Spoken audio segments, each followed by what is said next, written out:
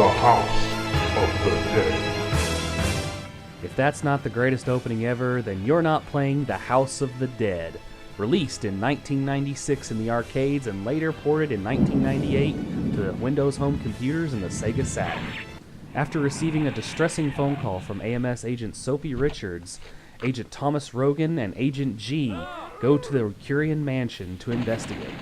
Once there, they find that Dr. Curien has created an army of undead creatures in order to take over the world, and it's up to the two young agents to save the day.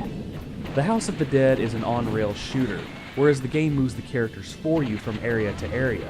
The objective is to kill each monster in every area before you're able to proceed on to the next. In the arcades, this was played with a light gun, helping you get more immersed into the game.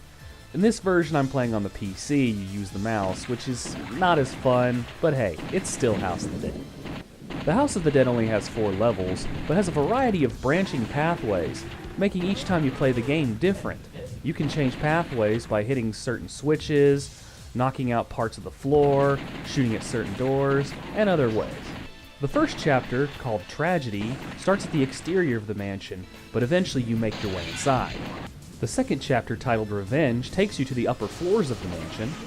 The third chapter, titled Truth, takes you deep into an underground laboratory.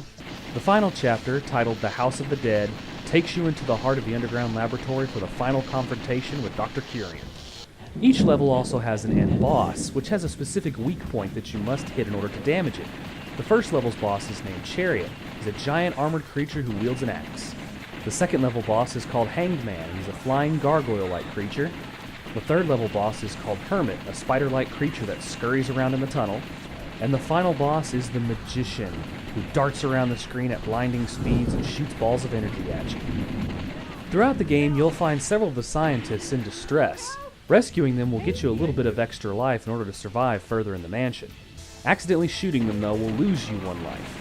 Yeah, you don't want to do that. Throughout the game, you'll also find boxes and crates just laying around. Shooting them will sometimes unearth coins and frogs, which are basically just used to better your score. If you've played any of the House of the Dead games before, you know that the series is known for its outrageous, silly, and completely ridiculous voice acting, and this game is no exception. There's no way out, Curien. I must admit, I really respect your consistency, but you will never, ever defeat me. Say hello to my masterpiece. The game also has multiple endings, depending on how you proceeded throughout the mansion, and the later House of the Dead games followed suit. There's always the one true ending to the game that you have to hunt down. House of the Dead is short, but it is an arcade game. It's meant to be a quarter muncher, and it's always better played with friends. It spawned several sequels, which are all equally fun to play.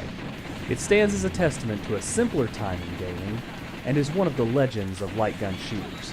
If you're a fan of games like Virtua Cop or Time Crisis, this one's definitely up your alley. Well guys, that's it for this episode of the 31 Games of Halloween. I thank you guys so much for watching. Please leave a like and a comment down below, and subscribe if you haven't already, and please share with your friends. Thank you guys again for joining me, and I will see you tomorrow on day 11 of the 31 Games of Halloween. Have a good night.